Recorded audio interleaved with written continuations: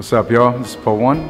I represent Style Elements Monster Squad, Rock So Fresh, Mighty Zulu Kings, Star Child of Rock as a movement.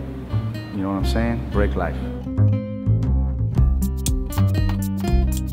I've been dancing all my life. I come from a family of dancers, but they're not like professional dancers. They're just house parties. You know what I'm saying? Like my mother, my dad, everybody just kind of got down. I come from a Latin background. I'm Puerto Rican, half Bolivian.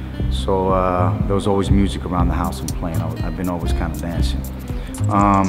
What inspired me to start breaking was my cousin Rom and my cousin Rum.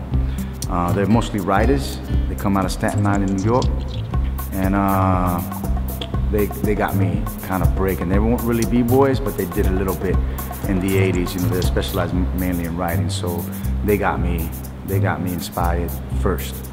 That was the first time I ever saw breaking. Before I was breaking, I was doing the robot and miming and stuff like that, seeing things from people around my neighborhood and stuff like that. So that's the first inspiration. Then after, it goes on and on and on and on. Second inspirations, I would say Flashdance. The movie Flashdance came out, and I think it was '83. I was about 13. That's when I really found out like what I'm supposed to really look like as a b-boy and as a dancer in that aspect with the style they had and everything. And in that movie was Rocksteady Crew. The Rocksteady Crew had been a big inspiration in me. After that movie came out, a lot of more breakers started coming back and forth from New York to Puerto Rico, and a lot of more dancers started developing from all over the world. They started dancing. More people got into it, so I had more people to practice with, and everybody started, you know, out of the mistakes, creating moves. More things started to be documented. That's Incredible came out with Dynamic Rockers, and Dynamic Rockers was a big inspiration for me. Then New York City Breakers came out on Soul Train. On, I think, National Geographic's, I think that was a channel that showed Star Wars. Star Wars came out, that had Rocksteady in it as well. Then they had Wild Style came out, Rocksteady was in there as well. Then I started meeting people personally, and a real good teacher of mine, a guy named Nasty Nesta, his name is Nelson, came to Puerto Rico. He taught me my top air swipe, you know, top swipe, and taught me how to do a top swipe to a suicide land on my back. Taught me my shoulder-to-shoulder windmills. A brother from Chicago by the name of Mouse, represents the Dragons. He was a folk.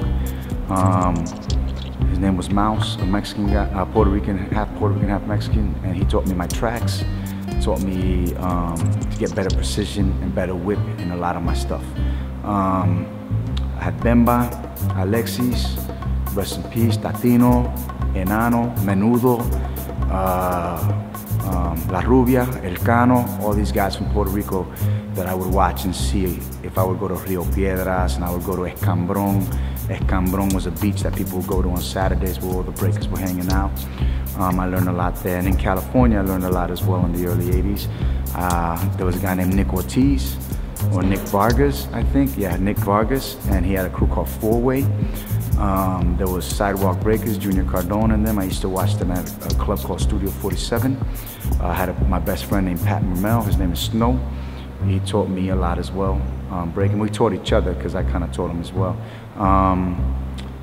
And just so on, man. There's so many people. My crews now, Zulu Kings, Rock So Fresh, Style Elements, Break Life, Star Child of Rock. You know, I've learned from Kenny personally, I've learned from Wiggs, I'm learning from Track personally, I've learned from Ness, I've learned from so many other people.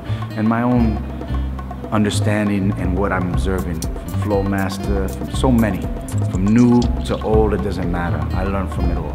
And that's what I've been inspired, man, until 2011, 82 to 2011.